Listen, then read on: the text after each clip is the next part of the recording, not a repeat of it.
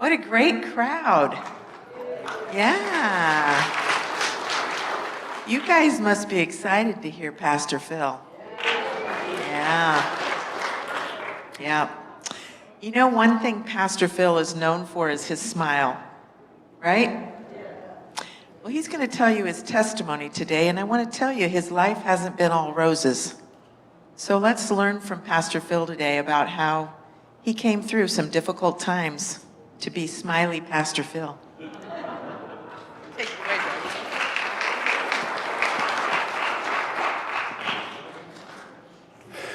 Well, good afternoon, friends. Some of you I have met, some of you perhaps I have not. My name's Phil Christensen. I'm one of the pastors on the team here at Foothills. I have the joy of serving as the executive pastor, and I get to focus also on marriage and family ministry. So there's a lot to that and a lot to enjoy. As Shara said, I'm going to share my story, just kind of the highlight overview, the temptation in any time you stand up, and you know this from your own experience, to share your story. 3.5 hours later, then I turned 11, So I wrote down some notes to make sure that I keep it moving, because I know you got better things to do than sit here and listen to me all day. I was born in Portland, Oregon, and basically raised in Grass Valley, California. Lived in Portland till I was almost 11 years old, and then my family migrated down to California. My parents were very young. My mom married my dad 2 days before her 18th birthday. She was pregnant with me, and Dad was 19 and going to boot camp, getting ready to go to Vietnam with the Marines. And so those young people did their best to try to raise me and my siblings. I was the oldest, but I gotta be honest, we weren't poor, but we were right on the edge of the cusp. If I say things to you like puffed cereal and President Reagan cheese, does that mean anything to anybody else in here? Yeah, so we were, the government was helping us get by, and paycheck to paycheck was a reality, which was part of the reason my parents moved to California. There was some other family down here, and they figured, maybe we can get a fresh start. As a kid, my mom made sure that my sister and I went to church, because church makes good people, and she wanted us to be good people. So growing up, I had no problem with the idea of God or of Jesus, but I somehow managed to miss that Jesus came for me. Completely and utterly missed it. And it was interesting because by the time I turned about 13 years old, I decided I wasn't going to church anymore, and it was because, as you remember, we were kind of right on the edge of being poor. There were some women in the church we were attending. I heard them talking about the clothes my mom was wearing. And I thought, you know what, if that's what it means to go to church and stuff, I'm not doing this. I learned very quickly as a kid that I needed to be good. And by that, I mean I needed to not be in the way of my parents. I needed to not be too emotional. I needed to not have any, voice my needs or concerns. I needed to stay out of the way. And I learned my job pretty well. If I got good grades, or if I did something well in sports, that's when my parents made sure they told me that they loved me. So I learned at an early age, if I stayed out of the way and I performed well, that things would be good. And that made it particularly challenging because my dad, having come home from Vietnam, brought with him the PTSD that everybody now we recognize, but he also came back with one whopper of a drug addiction and alcoholism. And so that made my dad really challenging to read. Because if Dad was high, he might be okay. But he might not be okay to be around. So I learned to try to interpret what my dad was doing. Was he drunk and on drugs? Was he just drunk? Was he just on drugs? And what was safe? And there were times, like I said, my parents did their best, but they were wrestling with some pretty hefty things, and they didn't have the skills to know how to navigate that. So they just basically fought it out. And my brother and sister and I learned to stay out of the way. When I got to high school, I ran into a pretty senior girl. I was a freshman. She was a senior. And she was selling a bag of oranges. I don't know, who does that? Like, why are you selling oranges? And I think that might have been my opening line. Like, what are you doing? And she said, I'm selling these oranges because I am getting ready to go on a choir tour in Europe with our choir, and this is part of our fundraiser. And I thought, that's weird. But she was pretty. And then she followed up with, you know what you should do? You should try out for the choir and see, maybe one day you'll get to go on a trip. And I'm thinking, pretty girl thinks I should sing. Okay. So next semester I tried out and became a part of the choir and began to experience some of what it meant to be part of something way bigger than me, where the sum of the parts was way greater than anything you could have imagined. And as it turned out, my choir director was a faithful Christ follower. And we sang a lot of sacred music in choir.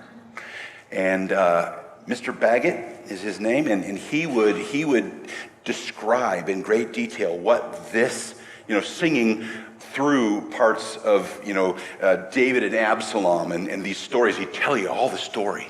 And then, you get to some of those things we'd sing that were gospel pieces from the New Testament, and he'd tell all these stories. Well, for me, I had no problem listening to it. Again, I still didn't understand anything about how Christ had come for me.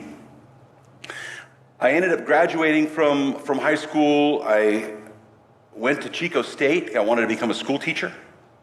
And Chico was a great teacher school. As it turned out, that was the year that Chico State was named the #1 party school in the nation. So I had a lot of people asking me if that's why I was going to Chico.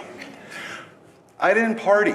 I was terrified. If my dad ever caught me doing anything, I was going to be toast anyway. So, that wasn't part of my rhythm or my routine.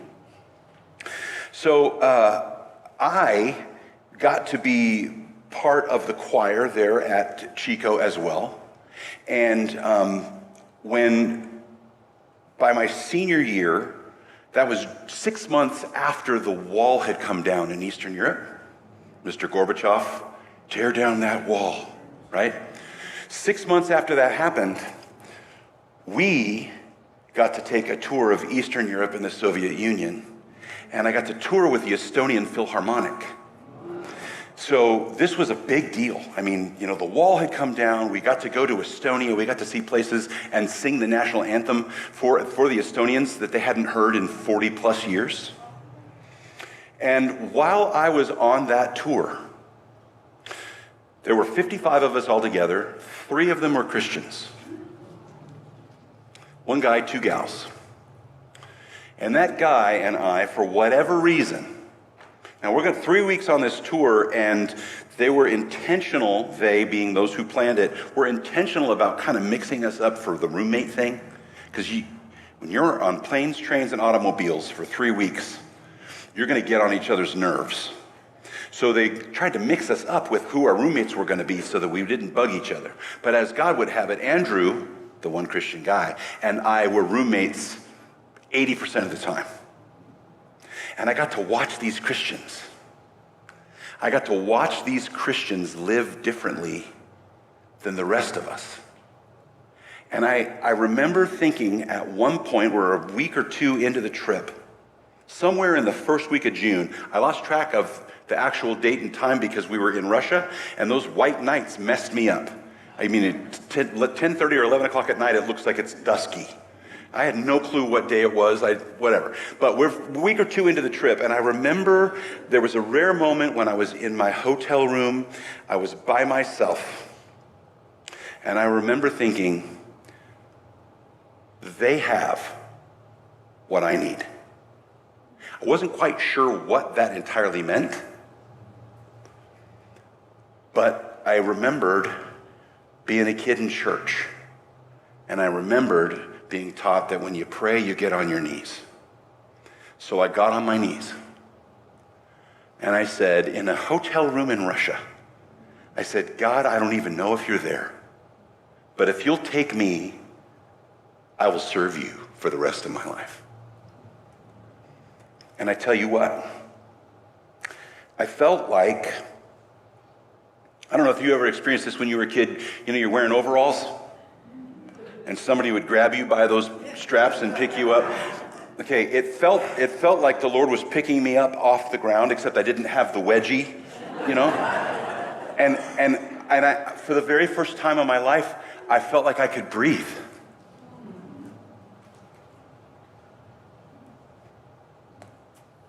And I didn't know what had happened.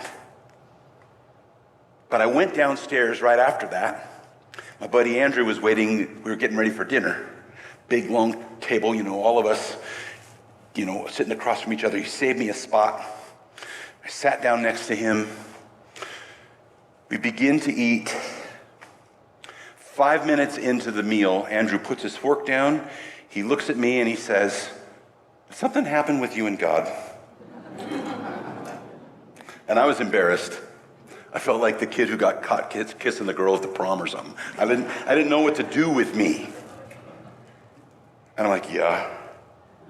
He goes, well, what? So I told him what I just told you. And this good Christian man grew up in the church, godly family, all of this. He began to walk through with me and explain to me what had happened. And for the rest of the tour, he would spend time with me. If he was reading the Bible, I'm asking him what he's reading. All these things. And my life is beginning to change. I didn't know that because I'm kind of in this little bubble with others. But it came time to return home.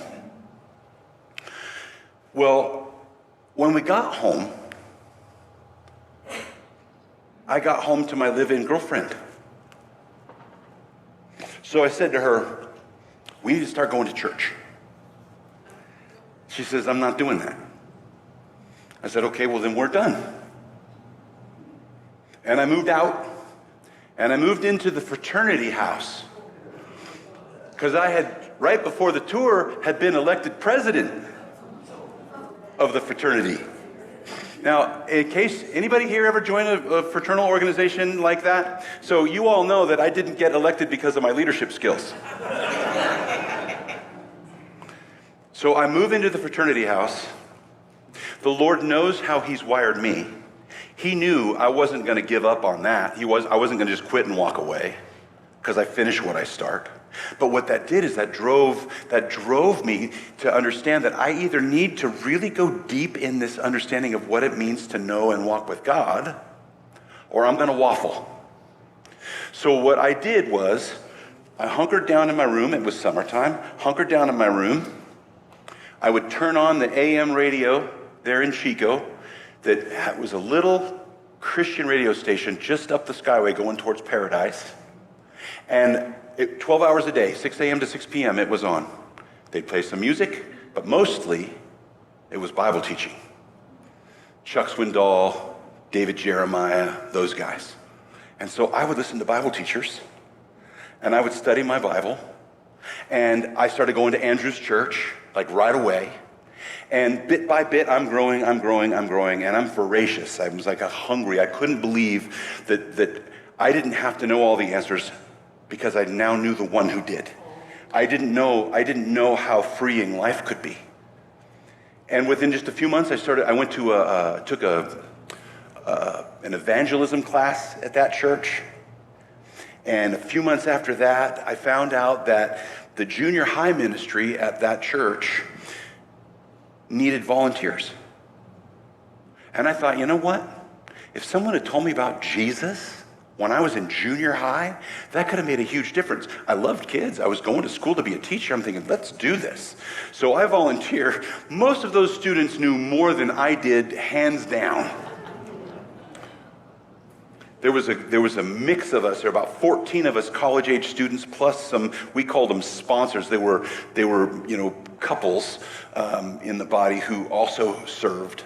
But most of the heavy lifting was the college-age students, 14 of us. And that's where I met Nancy. Nancy and I met doing junior high ministry together at Neighborhood Church in Chico. And as part of that whole mix and helping to serve, I became, good friends with her and the rest of the team. We had people investing in us regularly. I had godly men in my church who were pulling me in. We were having breakfast and we're doing Bible studies together, and they're helping me grow and go deep. And just about the time I wrapped up my college, I was going to graduate and go on to get my credential. Just about the time I wrap up my credential, the youth pastor at the church says, "Would you be willing to be the part-time junior high director?" I'm like, "No. I'm not a pastor. I didn't grow up in a godly home. I had every reason in the whole wide world why I couldn't do it. I liked to serve, but I was terrified." And right as he was asking me that, I was, with my new teaching credential, starting to do a summertime long-term sub job in a little town outside of Chico during summer school for kids. So I go to my long-term sub job. At the very first day, I walk in the room, literally, friends, walk in the room, take a step. Just as soon as my foot went across the threshold, I'm nauseous. Like right here. You know that feeling? Like at any moment, you're going to lose it. And it was all day long. We were out in the middle of an orchard, the little school, thinking maybe I'm allergic to something.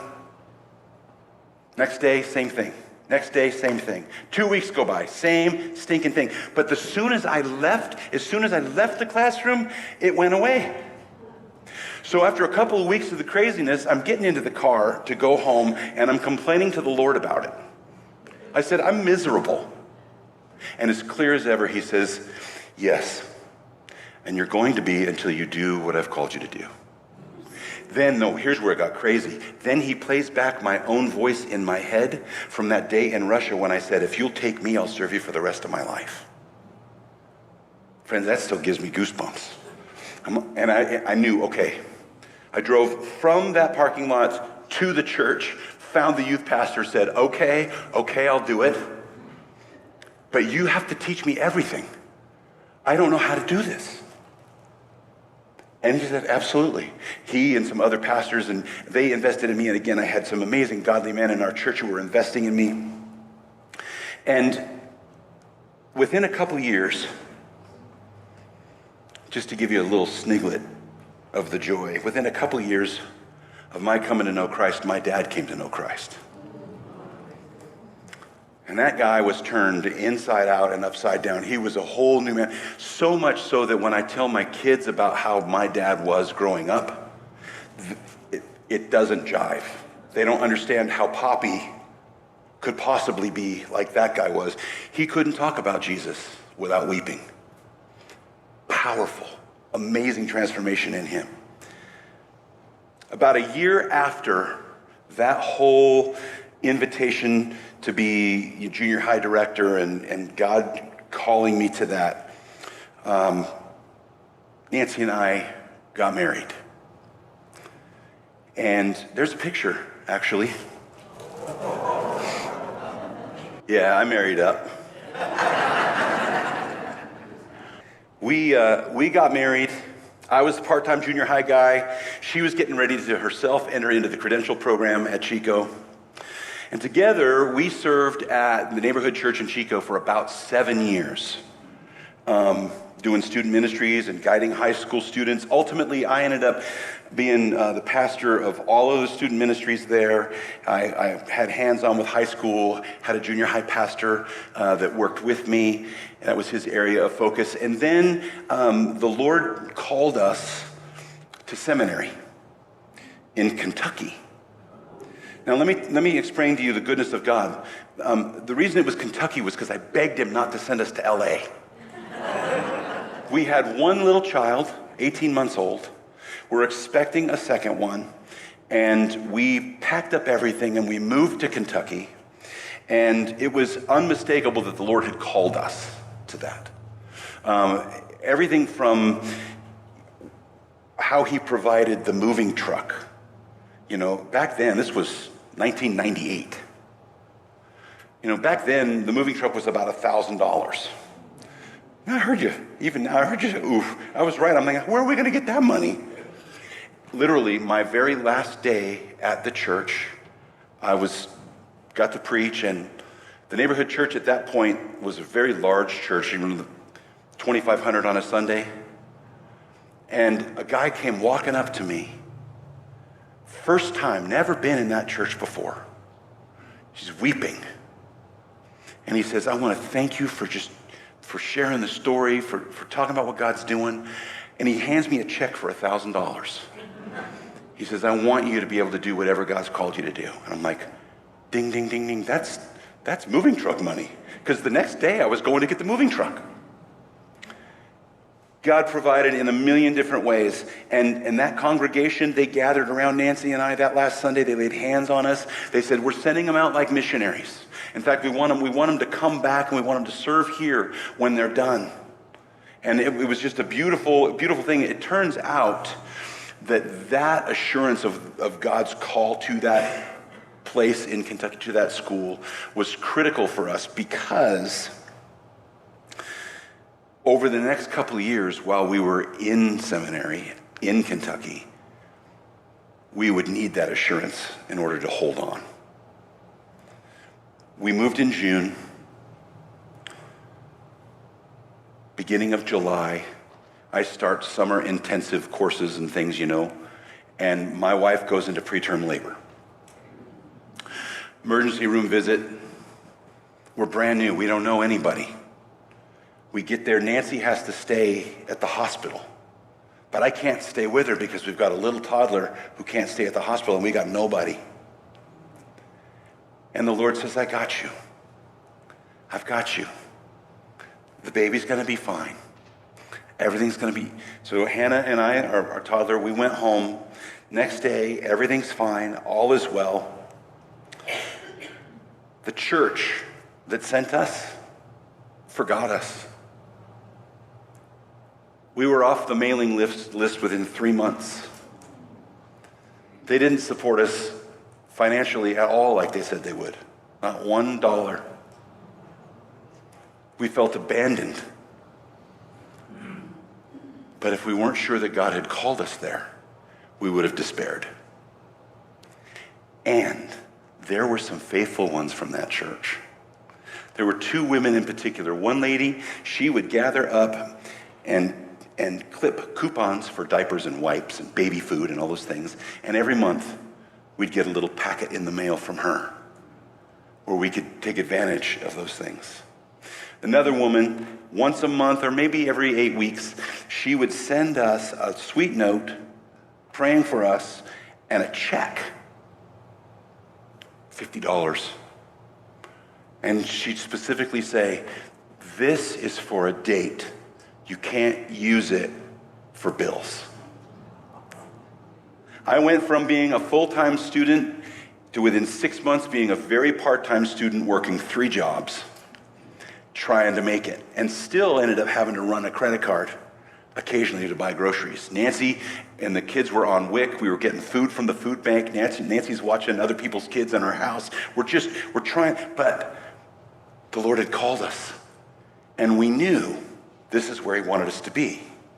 What I didn't know was that he called us to Kentucky, away from all our support system and away from everybody. He called us because the lessons he wanted to teach me had more to do with my priorities than it did with Bible knowledge. There was good Bible knowledge came from that. But what I learned in my process was my primary ministry is my family. My primary ministry is my family. Our God is not Molech. He's not asked us to sacrifice our children to a foreign god.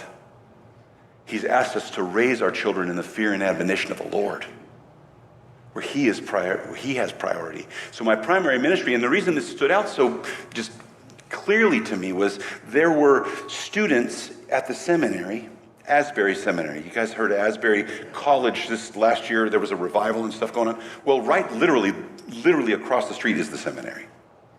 Little tiny town. It might as well have been Mayberry. Literally 2,000 people lived there for real, and the other 2,000 were either college or seminary students. One blinking red light as you drove through town. I rented my house from the mayor, and the chief of police delivered the keys. I didn't meet my landlord for 4 months. That's tiny town. There were students who were attending the seminary who went to undergrad, they got their degree, they graduated, got married, and moved to school to go to seminary. They had no ministry experience, and they were taking classes. Every class you could take, all the time, cranking it out for 3 years to get it done. And they would say things to me like, "It's really busy right now. You'll appreciate this. It's really busy right now while they're in school. But once I'm in ministry, things will slow down." I'm like, no, you're establishing habits right now. Your spouse is so far in the back seat that you're barely roommates. And I'm telling these guys and some ladies, you're ignoring your primary ministry. And the Lord's drilling down. Here's your primary. You keep that right. And the rest of the things that I've called you to they will flow. So we're 2 years in. I'm about halfway through my degree, and Brian Long sends me an email. He and I knew each other when he was in Paradise and I was in Chico. He was youth pastor, so was I. We did summer camps together. He had just been called to Foothills as senior pastor, and he says, "I need a youth guy." And I'm like, no way. I'm halfway through my degree, and I'm at least 5 years away from being able to get it all done. I'd finally got a job that was really providing, and it was the best job I'd ever had, and things were coming together. I'm like, but since it's you, I'll pray. Now, a couple weeks ago at the 25th anniversary celebration, he teased about that. I really did pray, because I really like Brian. Nancy and I both. In fact, before Nancy and I got married, we were engaged. Brian and I were planning summer camps together. And I got a ride from him from Chico all the way down to the Alliance Church in Rancho, where we were meeting other pastors to plan. And I picked his brain all the way down and all the way back. How do you do ministry and marriage? How do you keep the main thing the main thing? How do you not, sacrifice your family for the sake of the ministry? And I loved all his answers. So when he called me, or when he emailed me and said, "I'd like you to come be my youth guy," I genuinely wanted to be intentional about discerning the Lord on that. Well, long story short, we came out the week before Easter, candidated, loved it, and ended up being here first day on the job, May 31st. Of 2000. We moved back across the country with 2 kids and 1 more on the way. So I don't recommend moving across the country with a pregnant bride, because it's just miserable for her. But that didn't stop me. And we got here, and we're just welcomed and loved and pulled in. I started doing student ministries, and that was junior high and high school. And literally, when the high school ministry was about a dozen kids, and the junior high ministry was brand new baby things, maybe 8. I quickly managed to shrink that high school ministry down to 6. They hated my guts. Because I was telling them, bring your Bible, and we're going to talk about God, and we weren't just going to play games and do rec events or whatever. And then bit by bit, the Lord grew it, and we got volunteers, and things took off, and it was fantastic to do. Did that about almost 7 years. Had Katie Grace, our third child, about 3 months after we got here. In fact, have you ever been in the auditorium and you've walked on that floor? It's kind of a little bit squishy. If you haven't noticed, trust me, it's a little bit squishy, intentionally. But my wife was the first injury in the new gym. That building opened the day we started.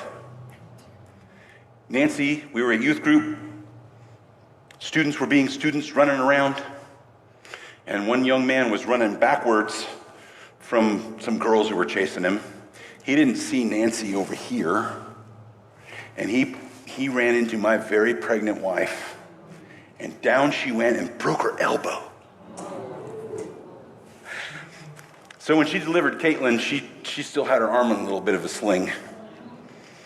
And we giggle. I tease her regularly. It's like, babe, you realize you're the first injury in this brand new building. So throughout all the craziness that we experienced in seminary, and then in the move, the joyous move to get back here, and then establishing just ministry and everything in this place at Foothills, God consistently showed himself to be the one, like Matthew 6, you don't have to worry about what you're going to eat or what you're going to wear or any of those things. I've got you. I'll take care of you.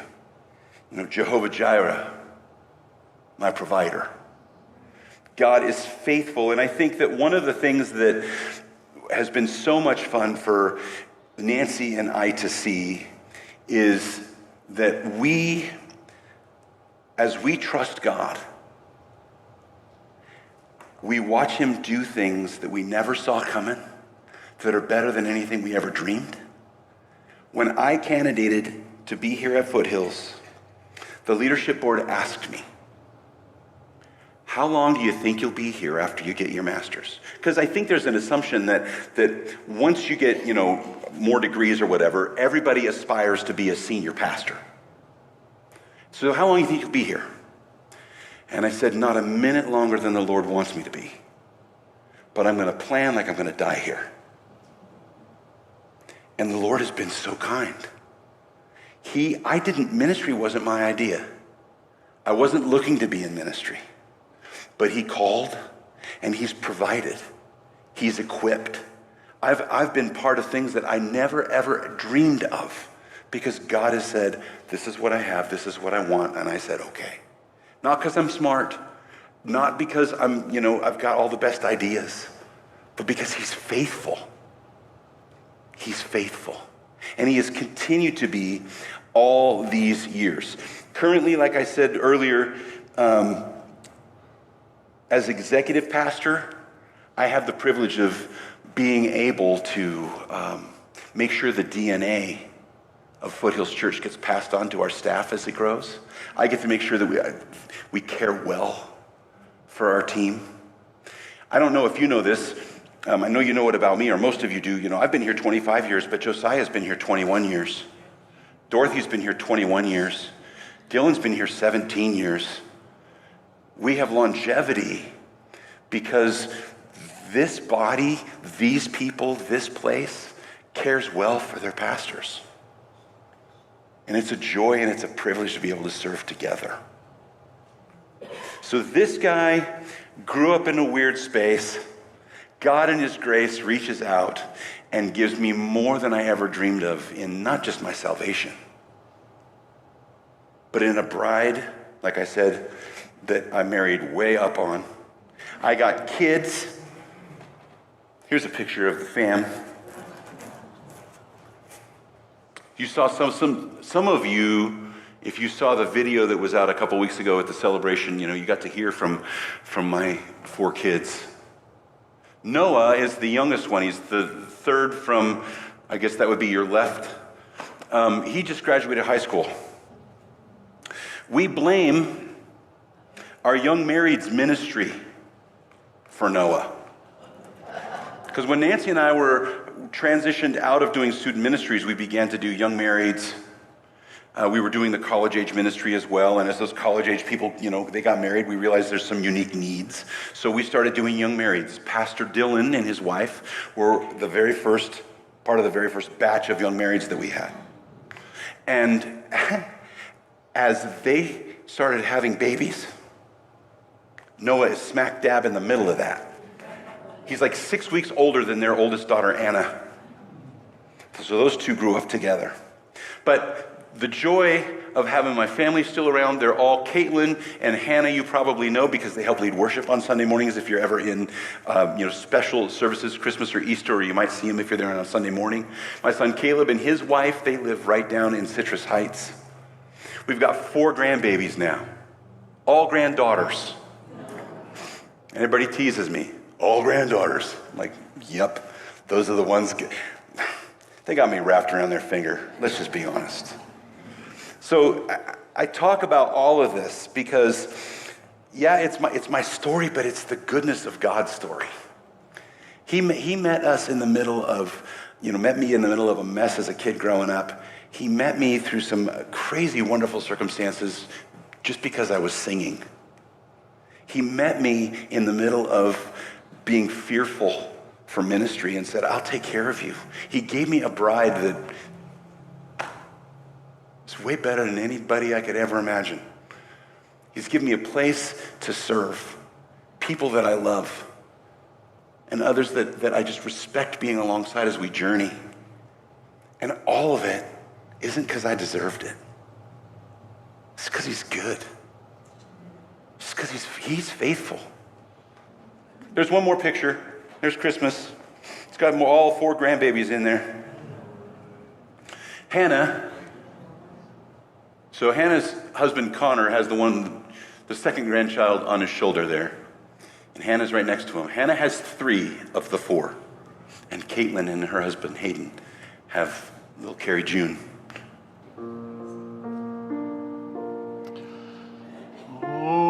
My God, when I in awesome wonder consider all the worlds thy hands have made, I see the stars, I hear the rolling thunder, thy power throughout the universe displayed.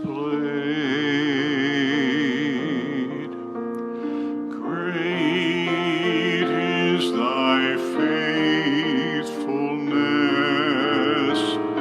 Great is thy faithfulness. Morning by morning, new mercies I see.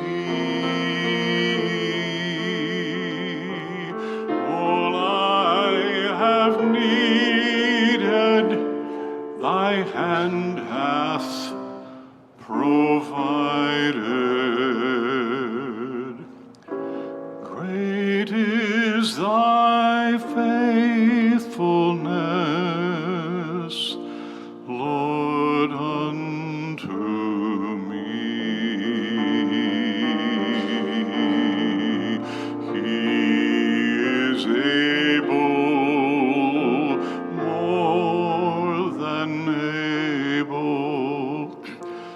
to accomplish what concerns me today.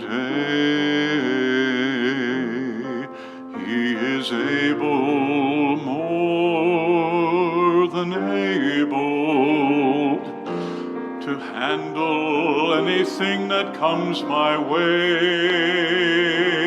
He is able, more than able, to do much more than I could ever dream. He is able, more than able.